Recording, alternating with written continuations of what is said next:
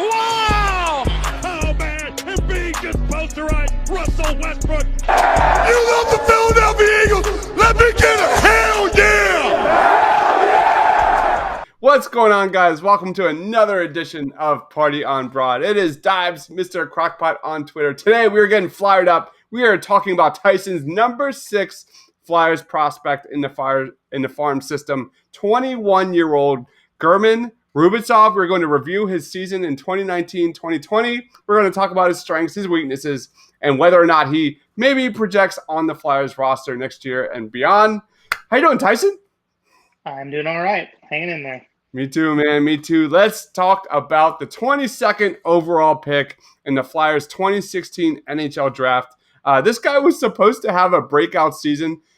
Injuries didn't really happen, my man. So, Tyson, talk to us a little bit about German Rubstov and how he performed in 2019-2020. Yeah, so he, again, had some injury issues. That is seemingly his MO, unfortunately. Yeah. And that also affected his ability to put up offensively in Lehigh. Lehigh also didn't have a great year offensively as a team, and so that affected his point totals. But I think at the same time, there was an expectation that he would elevate it since this was his second season. So there's a little bit of disappointment there. But again, there's just been so many injuries with him, unfortunately. But again, he had an audition with the Flyers. He got called up, played, I believe, 2 games. And he showed flashes of why he was a first-round pick when he was. He looks like a steady two-way forward. He has good hands, good awareness in all zones. He's not going to wow you necessarily by going end to end or doing anything super elite. He just does a lot of things really well. And so he continues to look like a solid middle 6 forward. So, maybe ceiling second line, probably third or fourth line type at the NHL level. Let's talk a little bit about German Rubstov's strengths, dude. What does Rubstov bring to the Philadelphia Flyers? Yeah, awareness, honest awareness. He just always seems to know where people are. He makes really good, simple plays frequently. He can break up plays fairly well in all zones as well. He seems to know what's going on around him. And so that has very much been his MO.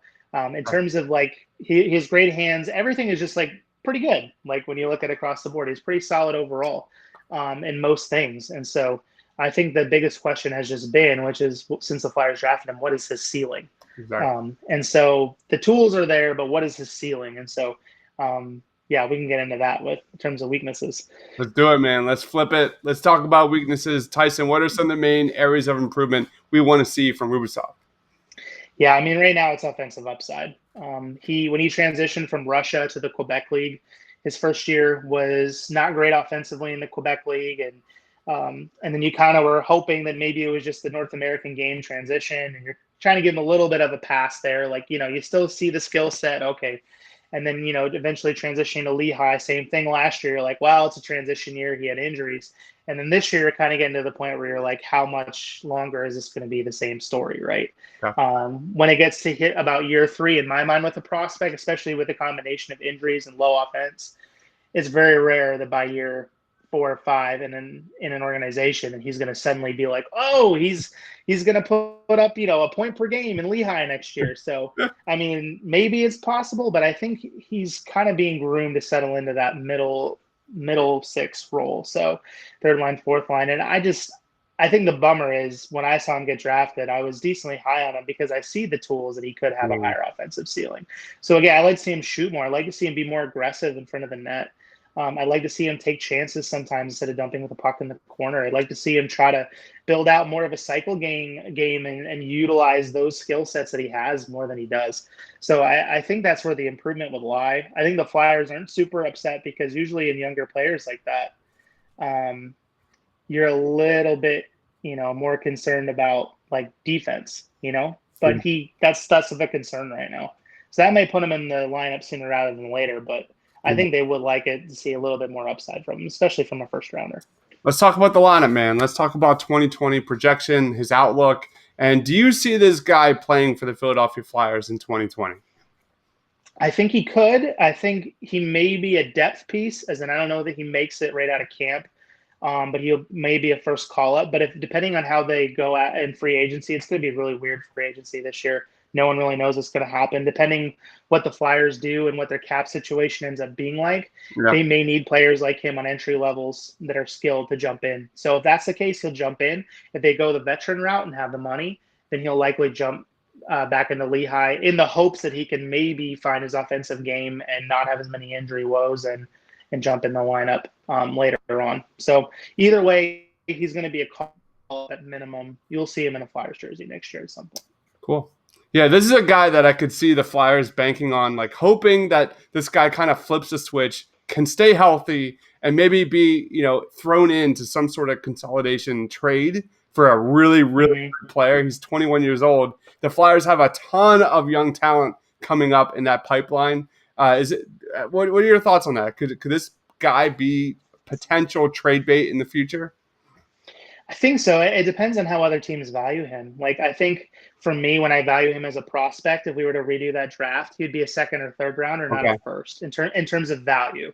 So that may affect what you're able to throw in for it, but still a second round type prospect who has actually played NHL teams for the Flyers, who, according to Money Puck, is still the number 2 most likely, according to their analytics, likely team to win the Cup whenever this resumes behind Vegas.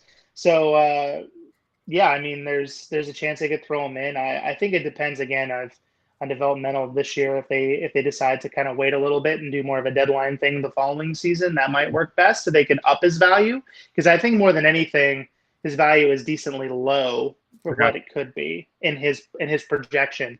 So like, when he was drafted a few years ago, value fairly high. It's dropped. Yeah. I think if they can get it up a little bit, they could get more in return. So we'll see what they decide to do. Still a good asset. Yeah, fantastic. So that is Tyson Quibell. Check him out on Twitter at QuibellTyson. For myself, for Tyson, thanks for watching, guys. Take care.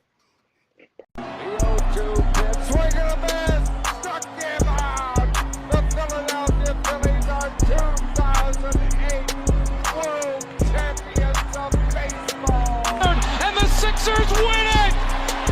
Wow! Oh, man, and being just posterized Russell Westbrook. You love the Philadelphia Eagles! Let me get it!